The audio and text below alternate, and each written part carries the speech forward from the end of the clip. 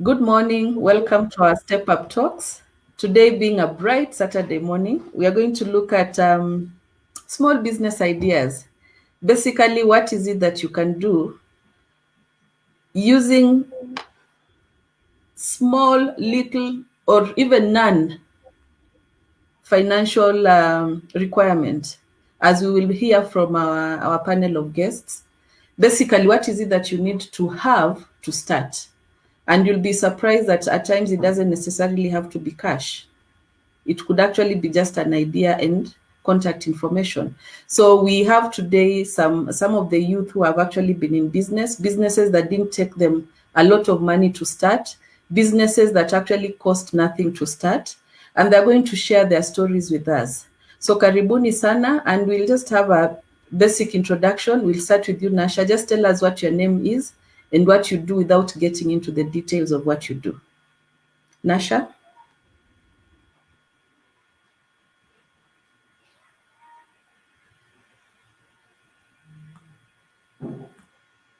CEO of Nasha Cakes. Just come again, you are mute. Oh, morning, everyone. I am Nasha, CEO of Nasha Cakes. Thank you, Nasha. Margaret? Thank you, Anne. Good morning, everyone. My name is Margaret Yatoli. I am the head of marketing at Skyzone Communications. Thank you. We'll come to you, Collins.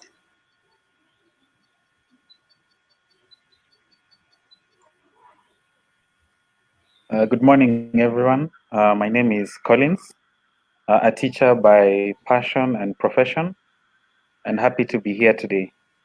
Asante sana. Thank you. Thank you. Then we come to you, Valentine. Good morning, everyone.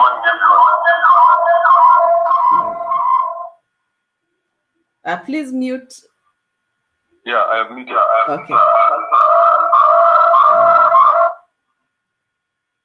We still have the echo. Just see what's on your side and mute it, please.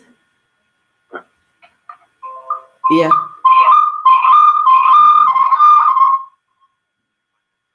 I'm the CEO. Sorry, there seems to be something that is making noise on your end.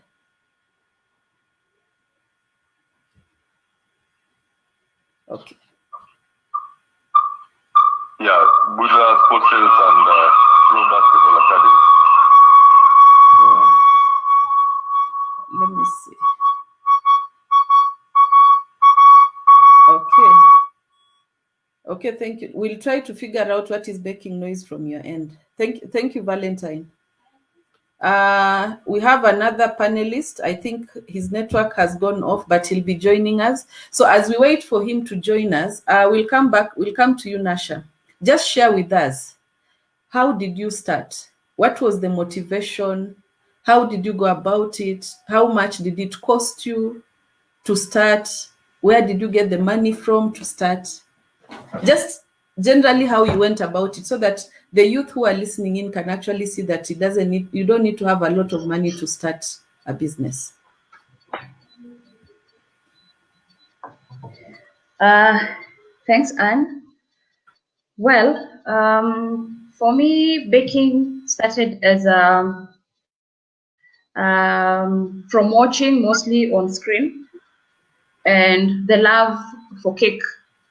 I have a sweet tooth. I would mostly watch, and I was enticed, and I was like, this is something I might want to do. Slowly, I started thinking of what exactly to do, and to school maybe, and get some basic knowledge.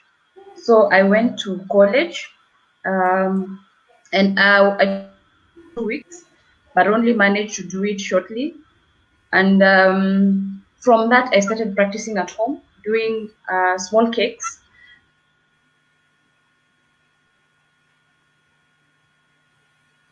What I could find in the house, like the normal blue band that we use for bread, normal sugar in the house, because I was just baking for me. But when I realized I can still make money out of this, I decided to save. Those days we used to eat fries at around 50 shillings at Kinshik, or I would get a sausage and maybe soda. But I decided to save that to try and see whether I can start the passion, turn it into a business. So I bought Prestige 1 kg, sugar, flour, and eggs. Basically, all the ingredients that I required to do a kg of cake would have costed me around 237 shillings. So I bought and I started baking at home. I used my mom's small oven, just a small gas oven, and I did a cake for her. And she bought the cake. It was like a joke, but she paid for it. Once she did that, I decided, okay, this is 1,500 shillings, and I only used like 230 something shillings. Why not turn this into something that can make me money, like on a daily basis, or see how far I can go? So I would go to Kenya National Theatre those days, acting and watching set books. So I would do cupcakes and small slices of cake, and I'd actually go sell. Whatever I get, I post my photos on Facebook mostly, and I got a following. So I started maybe getting orders. Today I would get like an order, half a kg. Tomorrow I wouldn't get an order, but I never gave up. I knew for me to grow, I had to keep pushing, because I thought being self-employed for me, starting something for me meant a lot. So I kept pushing. I would go even sometimes with my cupcakes and come back home with them, not have sold anything. I used to sit at Uhuru Park sometime and think, what am I doing wrong? But somehow I never stopped posting on Facebook. So I got likes. I could get maybe 1 or 2 shares. And in a week, I would sell even maybe 12 cupcakes or 1 kg of cake. But I kept pushing. And sometimes I would not even take the cake. I'd take my mom's sufuria and decorate it and take a photo and post it on Facebook. And actually that got me clients. It was funny, but it got me clients.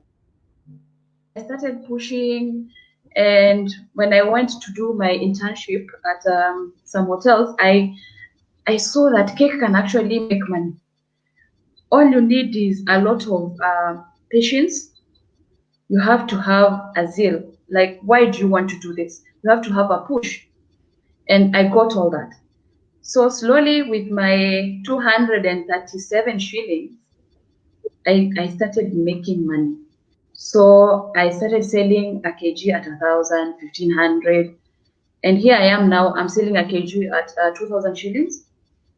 And I have grown, mostly thanks to the zeal, the passion, and even the yearn to make money, and just to see that you can do better, start from here and you can climb to there. So basically that's where I started. Wow, thank you so much, Nasha. Thank you. Maggie, we'll come to you. Same question. How did you start your journey? Thank you, Anne. We started our journey way back then when we were still in university. We were doing our final year at the university. And as a requirement, you were supposed to do a course project, of which our project was concerning the transport booking system. So we finished our project, we submitted, and then we thought about it, like, how can we just develop a system whereby we just submit to the lecturer and that is it? We decided to put it in practice to see how it can work out there. So we approached different transport companies, and majority of them didn't give us an ear. But we appreciate one company that gave us a try. So they gave us a try, and we were doing it as as a test. We were not even going to charge them. Our intention was not even charging. We were just trying to see if our system was working or not. And luckily enough, they offered us that project at 150,000. And we did the project, we finished, but the payment came in later after 1 year because of the changes that they needed us to do on the system for it to work better. And we are happy about that. After that project, we thought, how can we go about this? Because it became now a passion to us, because this has worked for this company. Why don't we introduce to other companies also for us to see how it's working better? We now started approaching other organizations and introducing the system to them. And this system actually was on website development and also registering the domain. And now there's a company on the architect, it was in architect sector that we got now our big contract project by that time, and it was a 50,000 contract. We did the project, we registered the domain, we developed the website, and actually they were so amazed with our work because they didn't expect us as youth to come up with something like that. So they gave us now another project of doing branding for them. We did that perfectly, they were happy. They also gave us links to other companies that they were related to it. So from there now we started creating our portfolio and trust to other companies also. And you know, that time we were doing it as a passion. We were not even after money. We were happy because the system that we were creating at the university, and we are still young, it was working out there and people were liking it. And that is how we grew our portfolio, and here we are now. Wow, thank you. And just probably as an addition, did you require any startup capital, or what resources did you require to be able to kick it off, and how did you access that? We didn't have any capital, and we were only using the resources from the university. We didn't have even a computer or a desktop or a laptop to do our project. We were relying on the resources from the university. We were doing it just like any other student in school. You have a project you're doing, and that is how we grew our passion in that. But about now, the resources, we were totally zero by that time. So basically what you're saying is your business, you are able to start it with zero capital, but you actually use the resources that were available in the school. Yeah, you use the resources. Yes, you use the resources available at your expos. Okay, thank you very much. Now we'll come to you, Valentine. Still the same question. Ooh, we still have that noise in the background.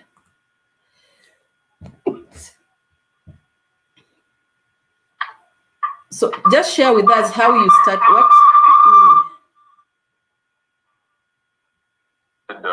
This shoe business of bringing shoes from the... Sorry. What? There's a bit of noise in the background. Would you know what that is? Yeah, it's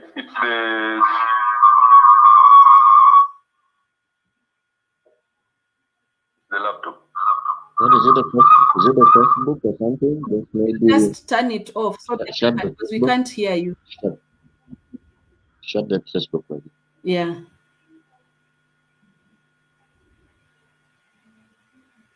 Okay. So I think we'll come back to him.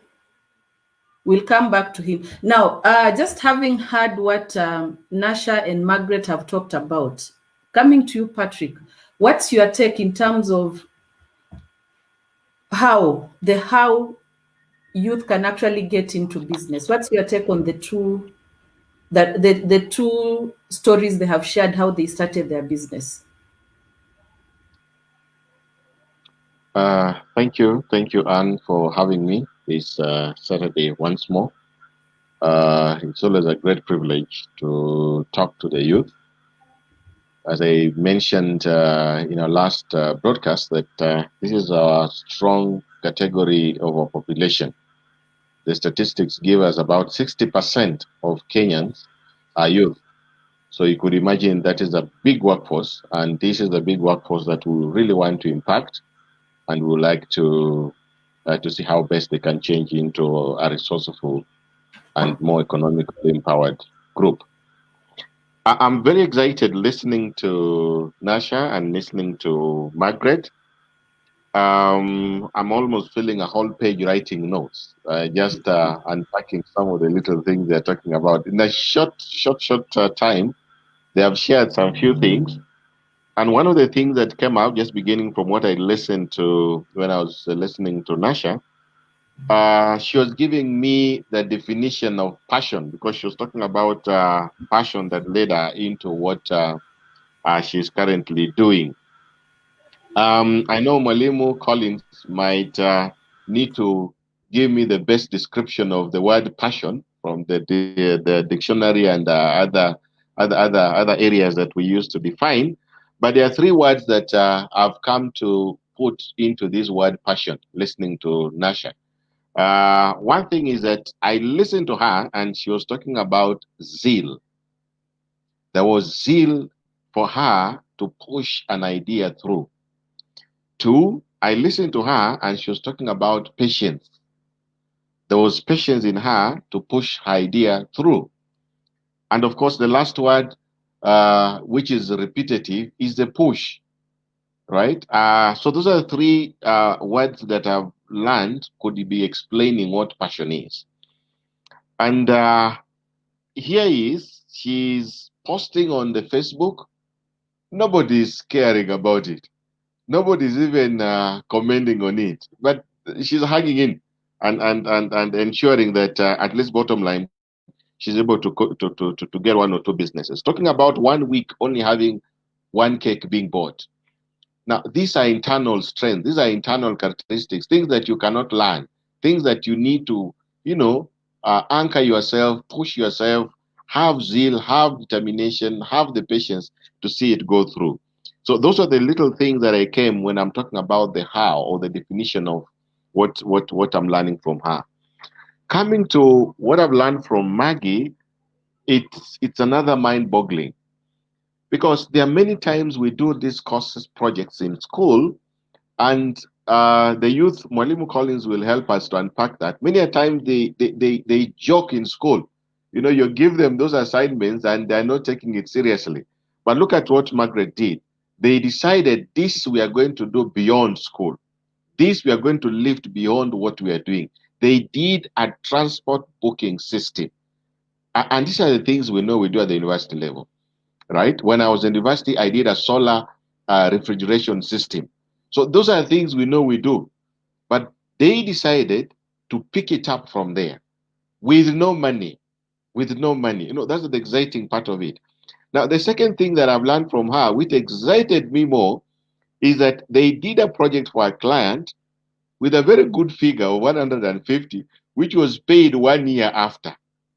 No, these are tricks you can't learn in school, because you're offering a service on credit. And again, you're offering a service which, until the client is happy with what you have offered, for them to be able to do it, to be able to pay you. So you could imagine how they held on. I'm talking about internal abilities within a youth. You're holding on with a hope that this must come through and I'm able to deliver it for me to be paid. Now, the youth that we have, which we call the youth of nowadays, wanachoka haraka sana.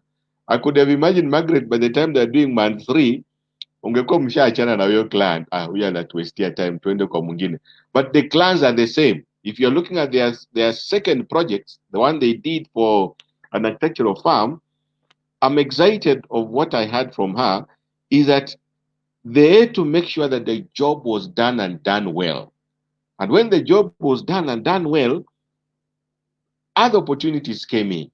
And that's how it works. I mean, you cannot sell, you cannot deliver to customers who are not happy.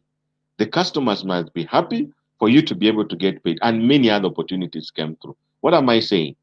I'm saying that there is an aspect that I'm learning from Maggie. One, they learn to be patient. They learn to ensure you deliver to the best of the client's taste.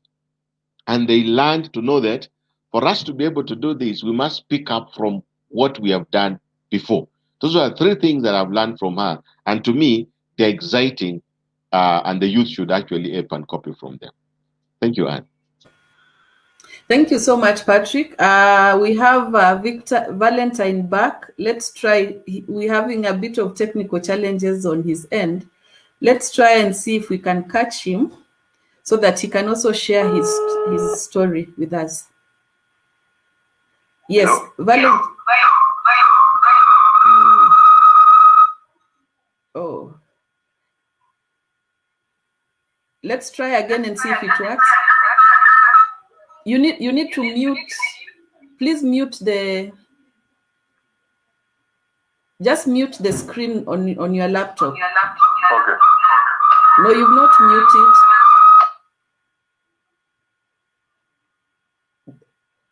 The page you are watching, just mute on the screen so that it's only this conversation that is happening. Okay. Yeah. Okay, just share with that. No,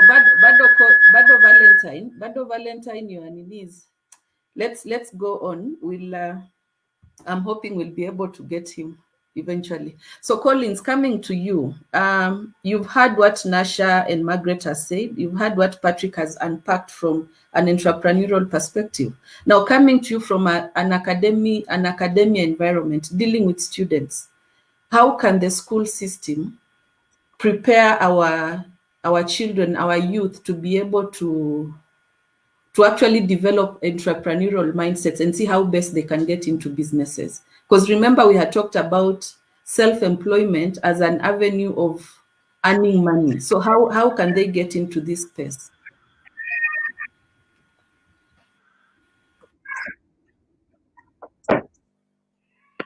Thank you very much, Anne.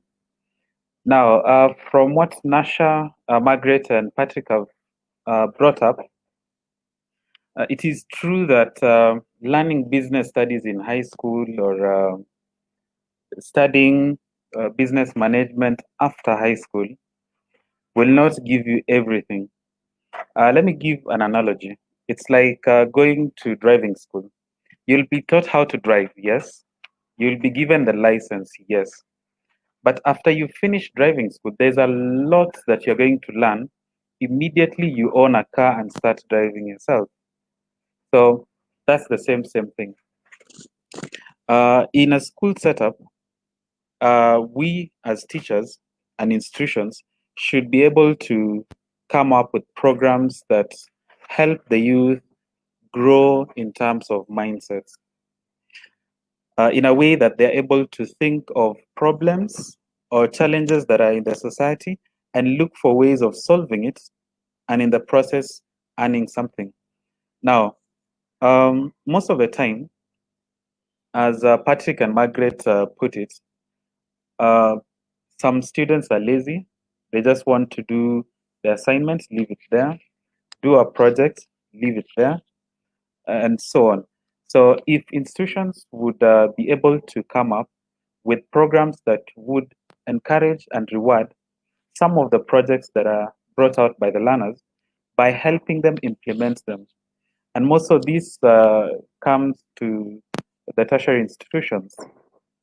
Third years, fourth years, they come up with very good projects, but they end up being shelved and they are not implemented at the end of the day. This will either kill the morale, or the students who are following them would say, hii kitu ni ya kuandika, upate A yako ama upate pass yako, and life moves on, which is very, very wrong. So it is pegged on what are we willing to do as educators to show them the light. Because at the point, as a youth, there's a point in life where you just want to have fun, be lazy. So we should be there to direct them the right direction. Back to you, Anne. Thank you so much. Let's attempt, I think, one final round to see if we can get Valentine. so that he can also share his story.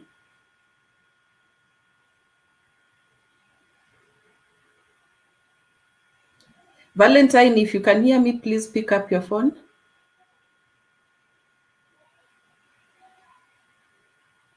Hello? Hello? Yeah, good. Now, please share with us your journey in terms of how you started your hustle, because you call it a hustle. Yeah. Yes. So, due to COVID, Mhm. I'm a professional basketball player. I travel from country to country. So, due to COVID, this was not able to happen. Mhm. Like our jobs were stopped. So, there's an idea that I've always been wanting to do Mhm. since the beginning of selling sports stuff Mhm. to Kenya, like brand new, original from the USA, because we rarely have these stores in Africa Mhm. or in Kenya, to be precise. Mhm. So, but on normal days, it's been impossible because of a lot of travels. Yeah. So when the lockdown began, I actualized this idea. Yeah, it was very challenging to actually get goods from USA and come and sell it to people in Kenya. That is sport stuff, because Mhm. I saw it as an opportunity, because there are very many people who need this sport stuff. It's very difficult for them to get it, because getting the brand new original ones is very challenging. Mhm. Yeah. So I saw it as a opportunity to bring these commodities closer to the people Mhm. of Kenya and East Africa. Okay. Now, just a question. You know, stories are Maju. You brought your things from Maju. Yeah. Not many can be in that position, but how did you go about it? Because by virtue, when a basketballer, you travel a lot. So how Yeah. did you capitalize on your travel to be able to come up with the idea of selling those shoes? How did you do that? Because wengi watatry kufikiria ndio ana travel sana, but how exactly did you do it? And what was your startup capital, if you do not mind sharing? Because we want to help the youth have a better understanding. Yeah. Startup can be around, because the first time we tried to use the ship, but it's very challenging. So we tried to use air. Mhm. So we just began with few goods, maybe 3 pairs of shoes, just a few, Mhm. to see how the people react to it, you know. Mhm. Mhm. Before we went, during this, after a few months now, we've gone big, but we really started little. Okay, so kuna like maybe fellow players out there who connect you, or do you have a relationship with the stores that sell to you the shoes? That I think that is the part that I would be interested to also have an idea about. Yeah, I have a brother in the Uh-huh. USA, so he's in direct contact with the stores. Okay. Yeah. Sawa. Then apart from that, Yes. we have a pro basketball academy. We teach kids. Yes. Around Kitengela and within Kenya, we have an academy, and we try to get the kids to learn more, because during our days when we started playing basketball, we didn't have these opportunities, and what we used to do is we used to just study and maybe play a little bit. It was not the main thing, but right now, seeing that basketball actually pays, sports pays, so we're trying to open their eyes by getting them the right skills at an early age. So we have it's called Pro Basketball Academy. We're on Facebook and Instagram. So we help kids around Kitengela and everywhere. We try to get their parents, and so far some more parents are now finding it as a good thing, since they don't want their kids idling and getting into the wrong thing. So getting them engaged into this academy is really helping. And it's also fitness, not only basketball. Even adults can, we can train them if someone wants to get fit. Yeah. Okay. So thank you so much, Valentine. We'll come back to you with the next question. Okay. Okay. Now, Patrick, probably just there's something he could have shared that you can unpack before we tackle the next item on our list. Thanks, Anne. There are 2 or 3 things that that we find very structural in the way Valentine has brought out his experience. One is that he mentioned that during the COVID pandemic, or the COVID pandemic that we are having, the interruption into the market, he decided to take an opportunity. He read an opportunity into it and decided to pick up the challenge and address a community issue in terms of getting locally available sports gears or sports stuff, as he's calling it. 2, Valentine has come out very clearly that he made or took advantage of the networks that he has built. One of the networks he has built is through the basketball academy, and 2, the brother who is in the US. Many a times as youth, we have such kind of relationship that we casually take them. We place them at a very, how do you call it, very non-significant level, whether you just put them as a Facebook friend or you put it as people you chat things that may not really add value into your life. And to tell you the truth, if you ask the 3 who are in the panel, that they take seriously their relationships.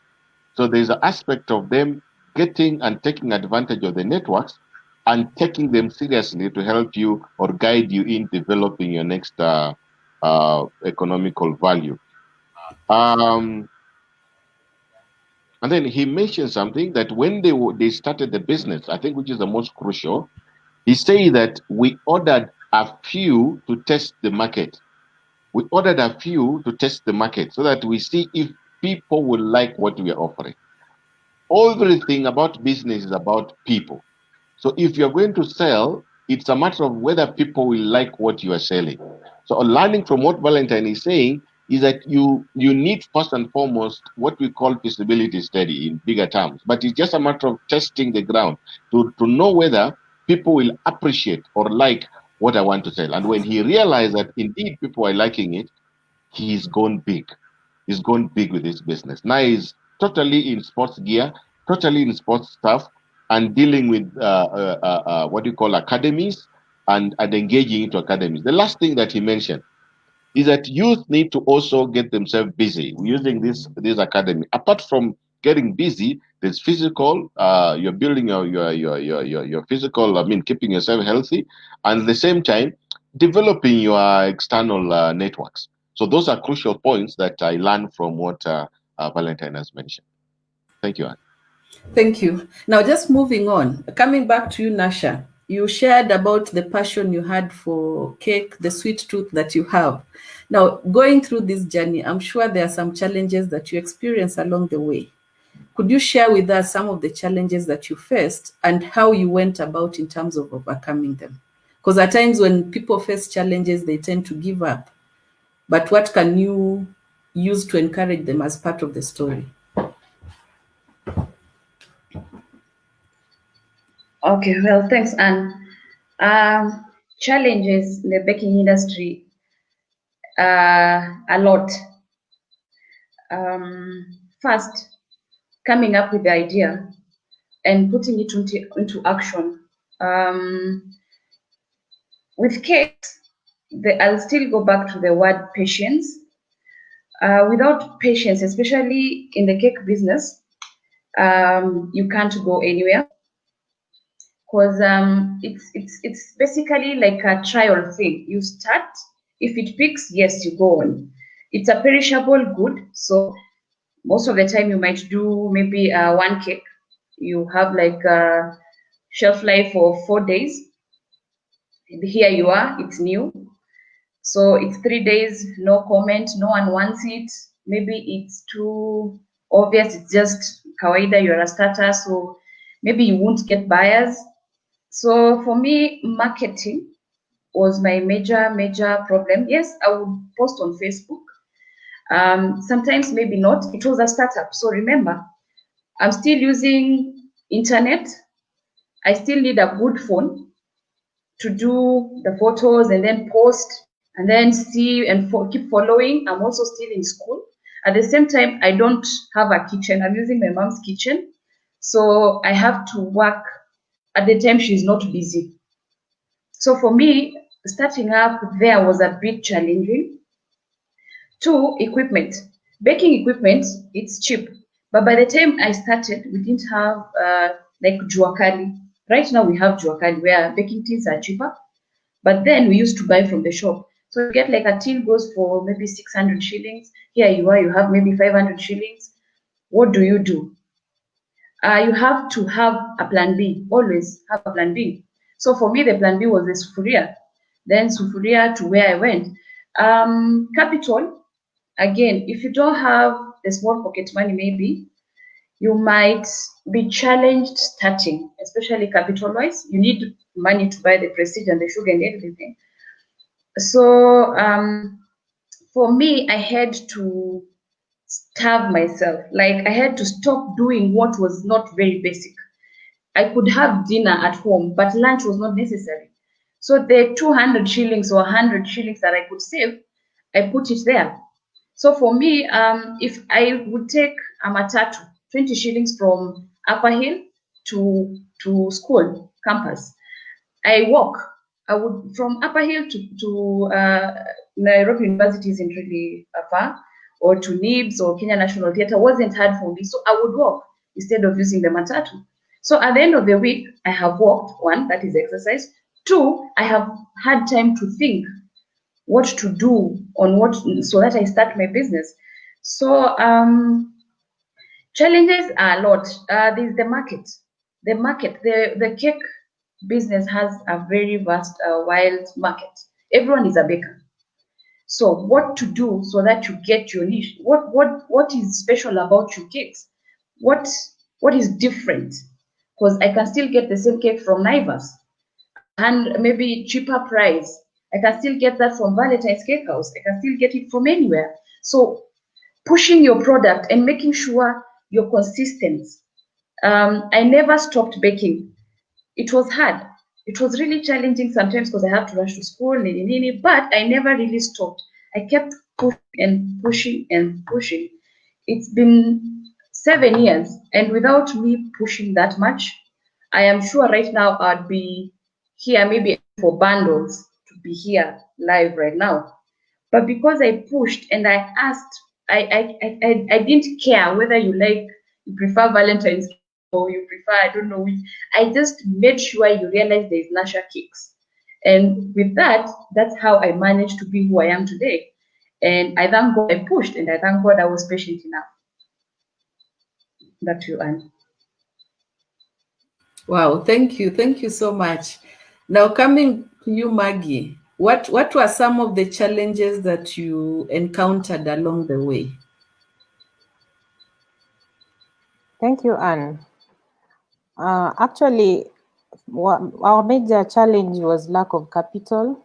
As we had told you earlier, we started as students from the university. We didn't have any resources by that time. And how we overcame that was we were able to use the campus resources. And through that, we were able to reach to our goal. And also, we didn't have a portfolio by that time because we didn't have any other project that we've done previously. And that gave us a challenge. It was a big challenge because companies don't trust easily somebody who doesn't have any referee or a portfolio to show that this is the work I've done and this is how good the other project I did. And actually, what we did, we were forced to approach some of our friends so that we can use them as our referees by that time. And it worked for us because at least they knew us better and they could talk on our behalf that these are people that have a passion and they know what they're doing. And also another challenge was that we are still students. We had to balance both our hustle and studies. And that was a big challenge. And what we decided to do is to put in more time so that it can cater for both. And this worked for us. And also our age was a barrier also, but we overcame that because, as I told you, with the portfolio now, not having other clients that we had done the project for them, we can't approach clients and tell them this is what we've done and this is the expectation they get from us. That age, at our age, we're still students, you know, we could not have that confidence much for them to give us the project done. But we tried our best to show them this is what we do. And actually they were amazed because we did that work to perfection and they gave us more credit and more clients to work with. And also peer pressure, I think you understand in university there's that peer pressure. Other students, you know, they approach you, you want to go out, you want to go rev and all that. But we decided, no, this is what we want to do for our lives. And we were looking forward into getting what we want to achieve from that. And we decided that we don't want to go have fun as we have, sorry about that, as we have other projects to work on and studies too. We have to balance both of them. The economy also hit us that time because now after university, we were now out there hustling hard, and the economy now was hitting us like we have to face the reality of the world. And what happened is that we had to close down the business for 3 years, and that one was a big challenge for us because now the resources were going down and we couldn't manage to pay the bills and for the offices. And what we decided is we started working from home. We didn't stop work now that we are not having an office. We decided to work from home. And we maintain our client. Not all of them knew that we were working from home. But after the 3 years, we decided now we have to open the business and also employ others and create opportunities. Because as a youth, you have to have that, interest of also giving out and creating an opportunity for the other. And that is how we overcame our challenges. Thank you, Anne.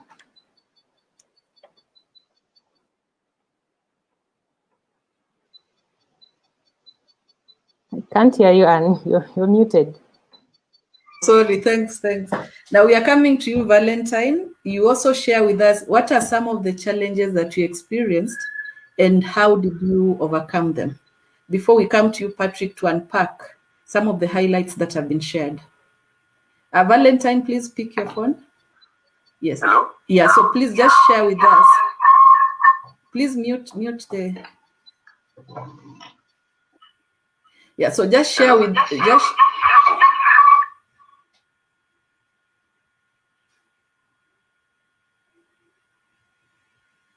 You're good now?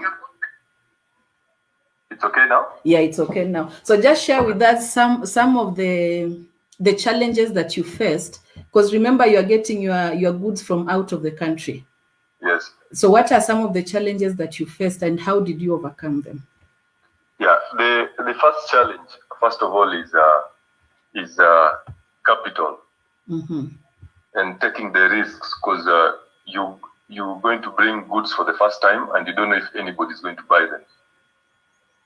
But from the university, I learned about risk taking in business. Mm-hmm. If you don't take the risk, nothing might happen at all. Mm-hmm. So we looked forward, not just the immediate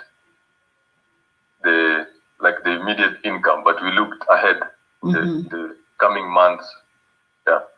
Then another big challenge, the biggest challenge is getting the sport staff to Kenya because of the means of getting them. Like there's air, and we tried using cargo like ship, but it was very slow because mm-hmm. someone might want to use his apparel maybe in the next week or in the next month. So if you take time, they might get another option or lose some kind of interest. So mm-hmm. we switched to using air, which still has a lot of challenges like customs. The shipping costs are very high because it brings the stuff very quick, so it has to be very high. then also there's an uncertainty. There's a time there was a problem with the air at the airport where they were being brought with not our goods but from other parties, because they ship everything together. So it took like 2 months for the authorities to clear them. So there's a lot of uncertainty in this, and you just have to keep a positive mind. Yeah, and another thing is with the academy now, with the basketball academy, the challenge is getting to the clients, to the students that we teach basketball. Because right now, like a group, you have to try and handle as few kids at a time as possible.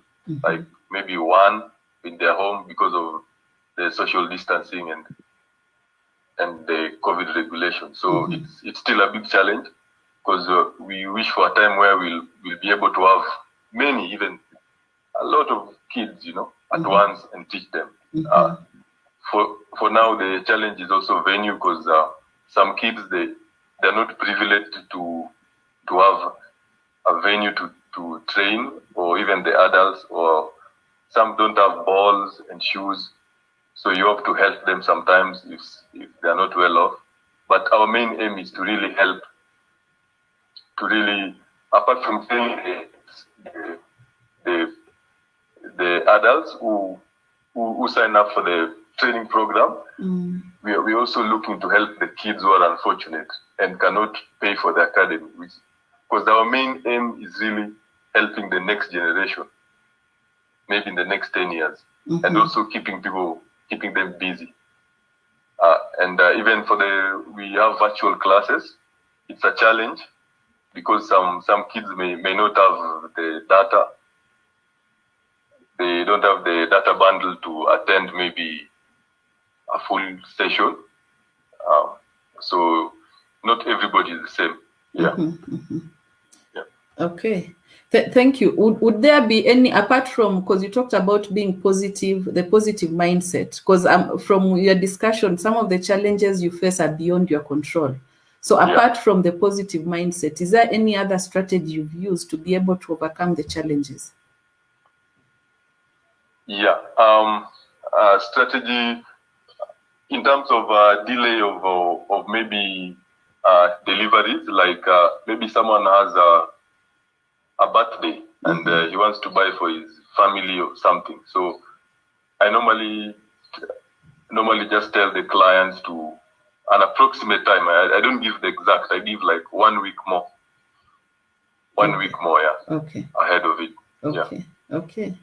And also another major challenge is there are sometimes you might sometimes there are other stores like sports house. Maybe someone might prefer to go get them directly from there, but the competition with us, we bring a lot more diversity. We have all the different brands you might need. But these other stores, maybe they have specific brands, but we bring different brands, and different sizes and everything to the specific needs of the customer. Okay, actually you've answered the question. For you, before you make your order, there has to be, before you make an inquiry, there has to be a specific order. So you bring as per the specification. Yeah, we bring as per the specification for mostly the bigger sizes, or for shoes. But for other stuff like hoodies, t-shirts, we can bring without an order, because we know either way someone will buy them. But for shoe, it's very difficult to bring like a big size shoe. Then you find someone who is there's no one who can get it. Yeah. Then there is also the challenge of payment from the client. So we normally tell them you just deposit a small amount. Then when you receive the goods, you can clear them at your own convenience. Like someone might plan to buy his stuff, maybe it's shipped, and he said I'll pay it at the end of the month. But he gets other commitments.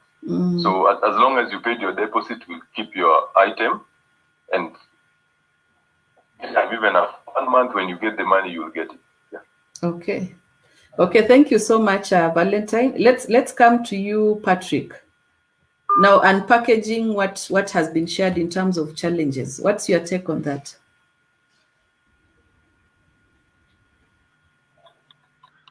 Thank you, Anne. This is a huge things we are learning from the three youth. Let me just start with what we have heard from Nasha. Then I'll go down in a systematic manner. One of the things that is coming out when you're looking at challenges from what Nasha has shared is that it goes back to what we normally do when you are trying to train youth in through a hackathon process. She mentioned that there was an idea, right? Now, this idea needs to be pushed through, right? So the challenge which you'll find in many of the youth is that they are not patient in pushing the idea through. The youth need to generate that internal patience for them to be able to push the idea through. And remember, she's talking about 7 years now. So 7 years toiling with one particular idea is no joke. It requires some maturity. And when I'm listening to the three of them, I tend not to feel that they are leaving their age. They are, maturing before. They've done some great work. Another thing she mentioned is that there are some industries you go in, like what she did, is that these goods are perishable goods. And perishable goods, therefore, as a startup, the challenges are many. Of course, one of them is that you get into a huge investment, you lose out. So there's a need for you to understand the goods you are dealing with or the service you are dealing with and learn on the best way of handling that particular service or good. She was talking about plan B, always having a plan B on what you are doing. So with these perishable goods of the cakes that she's doing, there was always an option of how do I mitigate through my goods. Another thing that comes out from her discussion is that there were teething problems when you start any idea or any startup. So the youth need to understand that these teething problems are across board. So when you're beginning any of your business, that should not scare you. Many other things or many other people go through what you call teething problems. You need also to go through the same. One of the things that came out across the three of them was lack of capital. Lack of capital.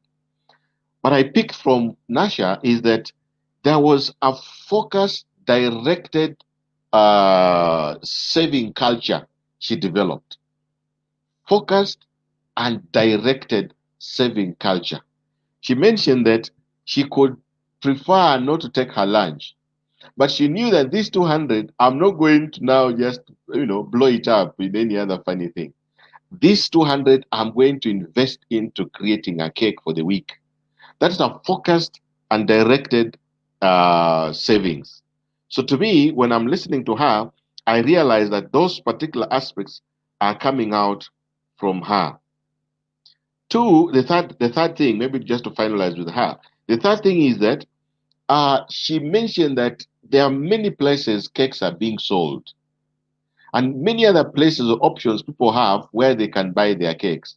So you need to come out and have a competitive advantage. Why should people go for Nasha cakes and not Valentine cakes or any other cakes? We are using Valentine because it's the most common name. Why should people go for Nasha cakes? There are things she has done that makes her becoming appealing, either delivering the cake to you or listening to you and giving you the many ingredients you need to your cakes. So there must be some uniqueness in the way you're baking your cake and be able to deliver. So those challenges that come in with variety of many other players in the market, she had to look for how best can I position myself to be able to be the chosen one among the many cake bakers. Coming to Maggie, Margaret also mentioned about lack of capital. But now I thought of talking about the lack of capital from her point of view is that she used the opportunities around her. By the time she was in the campus, she had an availability of the laptop, availability of the campus, ICT platform. So they took advantage of the opportunities around them. And taking advantage of the opportunity around you, you may end up starting a business, like in their case, which was a service business, with no capital. Now, the only investment here is your time. The only investment here is your focus into what you need to deliver.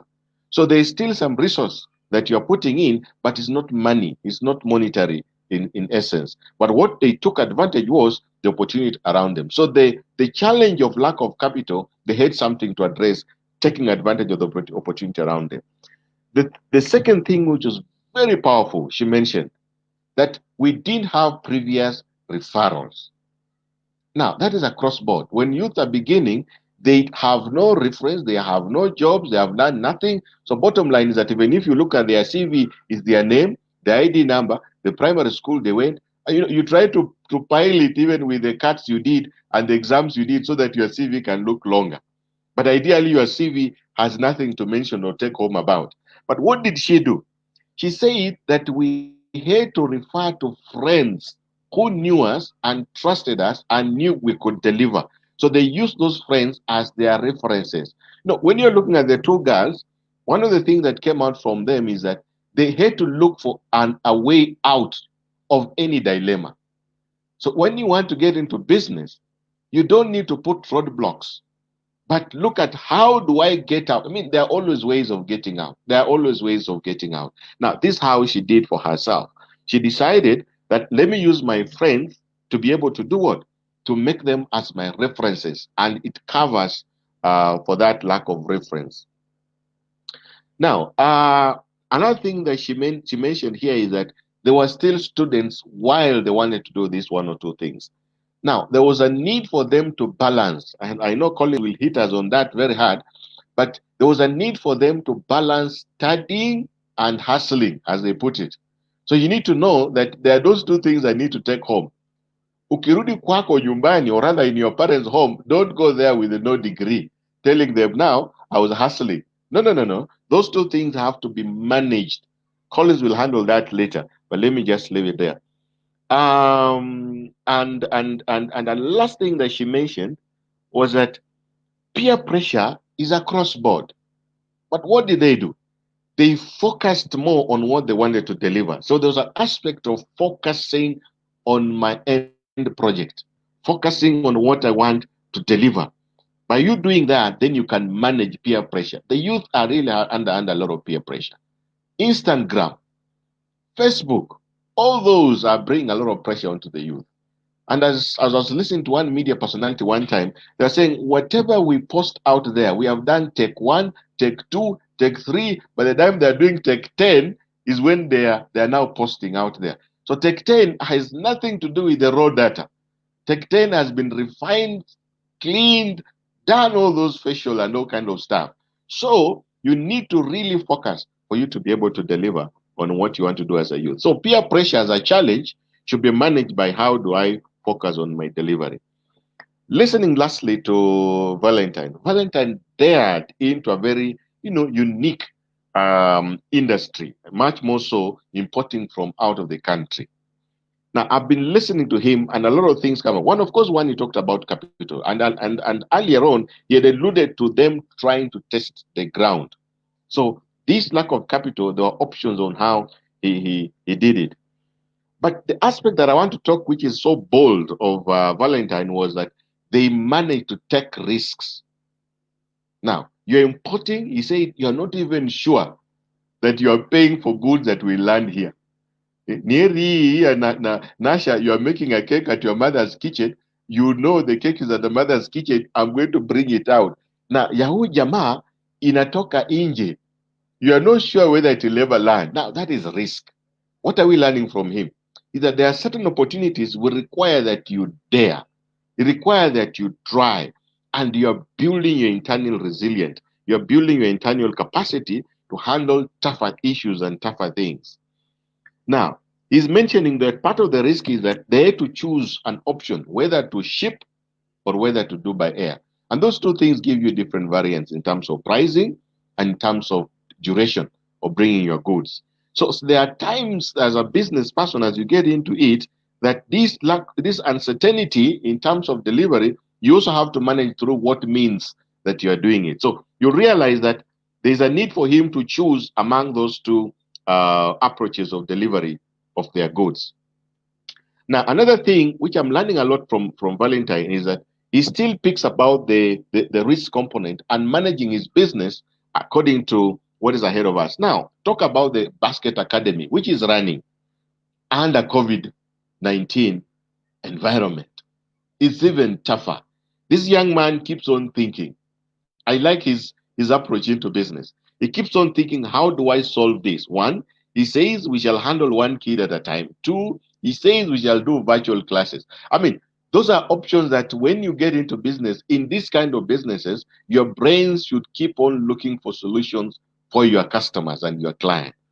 I like the way he's doing it. Now, when you asked him about aspect of how does he manage, competition and ensuring that you're able to meet the clients, whatever. He talks about addressing specifications for the client so that you can able to have diversities of products that you're offering into the market.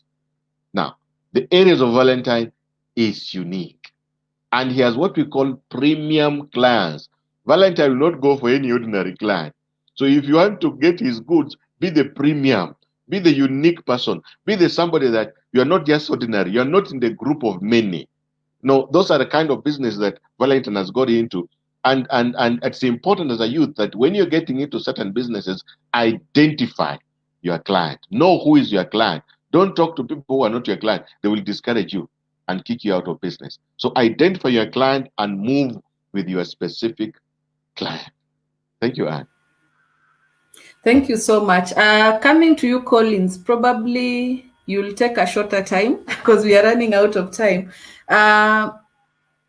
From your perspective, what can the learning institutions do in terms of building character, building personality that can actually stand up to the challenges that have been shared?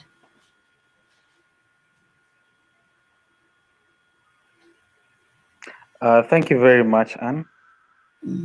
I've had Patrick, Nasha, Margaret, and Valentine talk about risks, critical thinking, planning, innovation, sacrifice, which is a key thing, and being unique. And also Patrick brought out one thing which is very important, and he talked about the youth have to be very, very careful when they're starting their businesses while in school so that they don't lose the bigger picture. They don't drop out of school for business. They should be able to balance the two so that at the end of the day, it's a win-win and not a win-lose. Now, institutions, this is a very interesting thing. We don't go to school. Stars and A do extremely well. What we need to go to school to do is to learn. And the question is, are our schools, are our teachers teaching our students or our learners can be taught to pass, but are they teaching the children to learn? So, sorry, we have a timetable in school. Do the learners follow the timetable like robots for the passing through, or do they understand that that timetable should help them understand how they can plan their lives after school? That is a key question. That is learner. But if they are going through that system just like a robot, then we are done. So we need to cultivate motivation from within, and learning should not only be biology, chemistry, and the rest. So moving to what happens within and outside school. When you're teaching, as a teacher, when you're teaching biology, chemistry, maths, or even business, Are these characters coming in? Are you teaching the learners to be patient?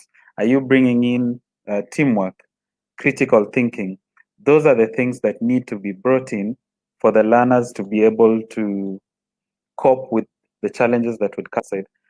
And the children or the learners should be able to understand that we are all unique.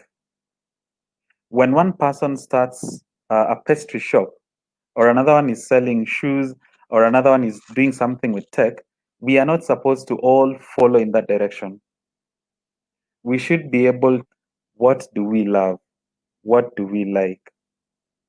So if that is cultivated from the word go, then by the time they finish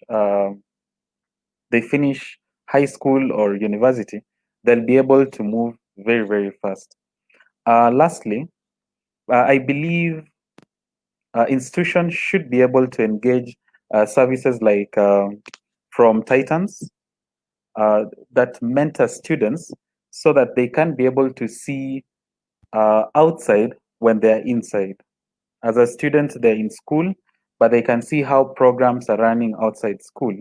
And that will give them more focus. It will motivate them, and it will also prepare them to meet the challenges. When you are ignorant of challenges that are coming in front, you will go there happily, and when they strike you, chances are you will get extremely hurt. But if you are ready for the challenge, you know that there's a punch coming from the left. You will try your level best to miss the punch. If you don't miss, at least you'll block it, and the hurt will not be as much.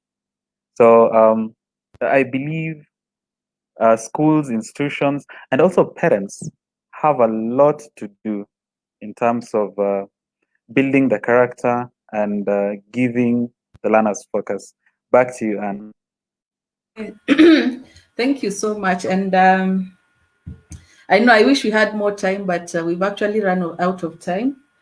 We'll just have to take our closing remarks, and the closing remarks will come. I would like our closing remarks to come in terms of advice to the youth, and this to our 3 young entrepreneurs.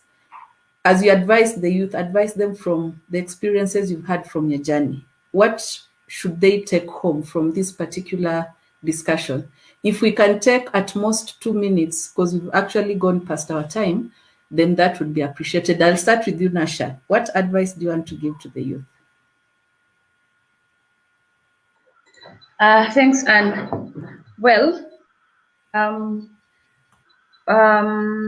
well, to start, I would tell there's nothing that is small. Everything big starts from small. I am dreaming, or my vision in the near future is to be the Kenyan cake boss, and I think I can be that, and I know I will be that. From the small sufuria to now owning machines and a bakery, I can tell everyone for sure, small can be big.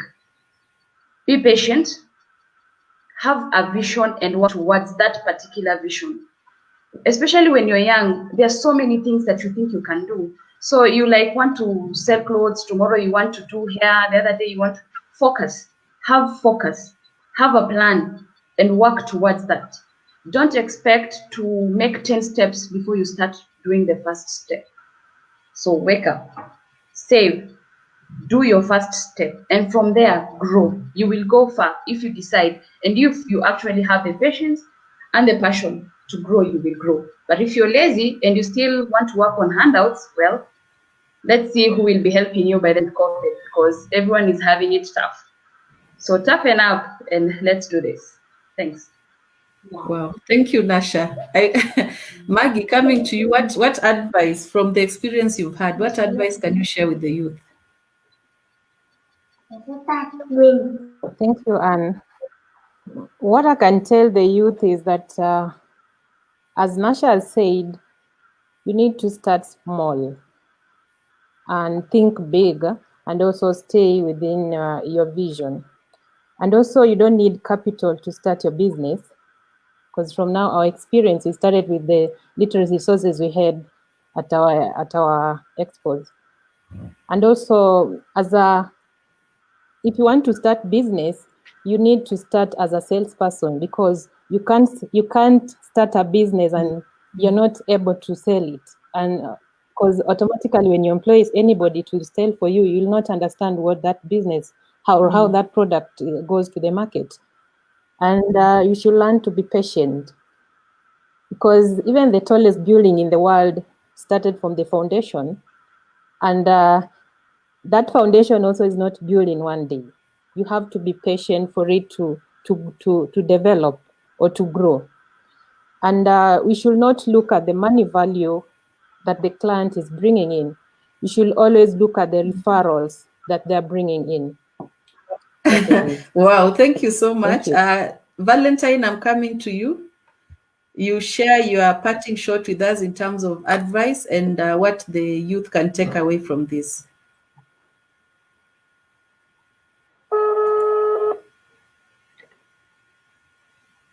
Yes.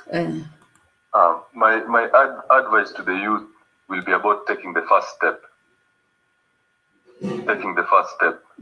Because every business has challenges, but you have to be focused on every time you face a challenge, you have to look back at your original goal, so that you keep moving towards that goal and not to get distracted from it.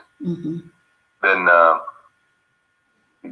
you might start small, but whatever you started might be very big in future. But if you don't start at all, there's no possibility of even failing. You won't even fail if you didn't start.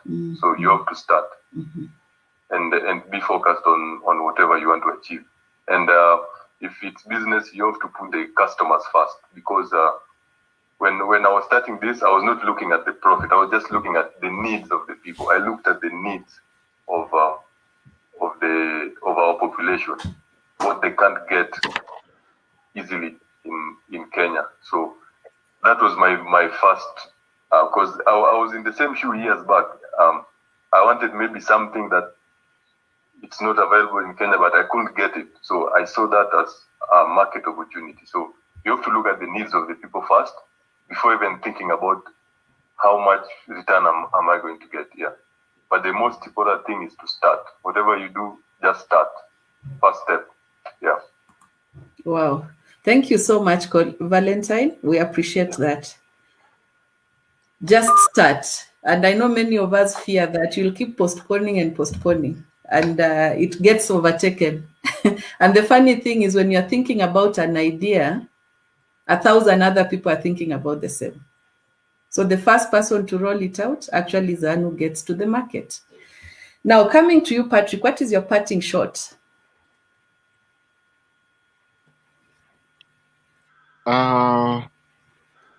Thank you, Anne. Listening to these three young business entrepreneurs, it's a huge knowledge that and one thing that's coming out very clearly, consistently, they're talking about start small, focus, think big. Start small, focus, think big. Others started in their mother's kitchen. Others started with their own room, no office, but they knew how to handle the offices.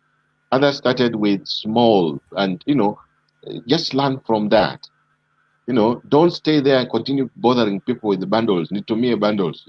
Hi. The next text is Nitumie bundle. No. There is a way of making yourself better. Start small, focus, think big. It's possible. These three are a testimony, and it's possible for the youth to become resourceful for this country. Thank you. Wow, thank you so much. Coming to you, Collins, what is your parting shot as we close the show?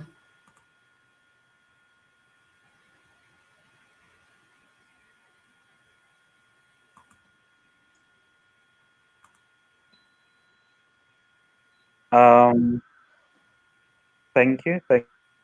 Very much. Now, I'll talk to the youth out there.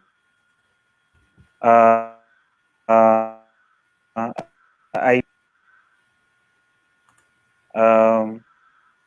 think globally, act locally, so that you can grow your dreams. And I like also what Nasha talks about. You should have a dream. And someone said, if your dream does not scare you, then it is not a nice enough dream for you. Dream big. And I'd also like to talk to parents and educators out there. Please let us hold the hands of the youth. It is our job, our God-given mandate. We should inspire them and encourage them, and also panel beat them in the right direction. Because if you can hold the hand of one person from A to B, or A to Z, sorry, they'll be able to pull 1,000 others. Have really nice community. And lastly, before we close, our generation, the youth we have at the moment, you have a very interesting life. We have online platforms that people can use to market themselves. And we also have the old ways where you can go face to face, mash them together, and get a very interesting marketplace. With that, I'd like to thank our viewers. I'll just do a very mention. Caroline, Wafula, Patrick, Eunice, Thomas, and Joyce. Asanteni sana. And all the others who are viewing. Until next week, kwaherini, and let's.